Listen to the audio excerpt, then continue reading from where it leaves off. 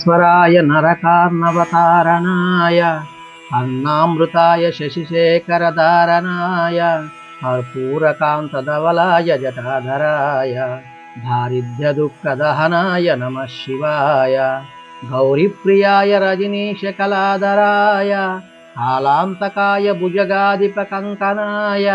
गंगाधराय गजिराजविमर्दनाय दारिद्र्यदुःखदहनाय नमः शिवाय दारिद्र्यदुःखदहनाय नमः शिवाय भक्तप्रियाय भवरोगभयापहाय उग्राय दुःखभवसागरतारणाय ज्योतिर्मयाय गुणनामसनुत्यकाय दारिद्र्यदुःखदहनाय नमः शिवाय शर्माम्बराय शवभस्मविलेपनाय पालेक्षणाय मणिकुण्डलमण्डिताय मञ्जीरपादयुगलाय जटाधराय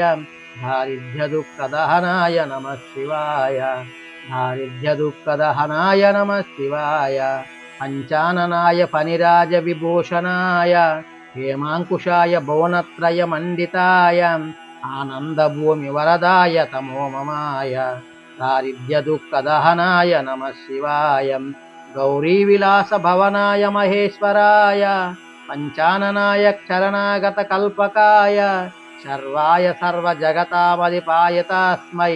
दारिद्र्यदुःखदहनाय नमः शिवाय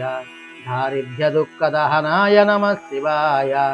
भानुप्रियाय भवसागरतारणाय कालान्तकाय कमलासनपूजिताय नेत्रत्रताय शुभलक्षणलक्षिताय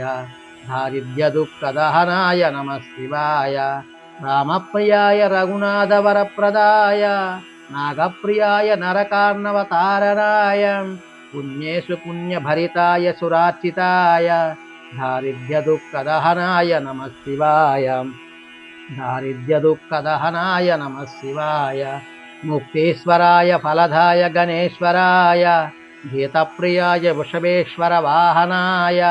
मातङ्गशर्मवशनाय महेश्वराय दारिद्र्यदुःखदहनाय नमः शिवाय दारिद्र्यदुःखदहनाय नमः शिवाय वसिष्ठेन कृतं स्तोत्रं सर्वदारिद्र्यनाशनं सर्वसम्पत्करं शीघ्रं पुत्रपौ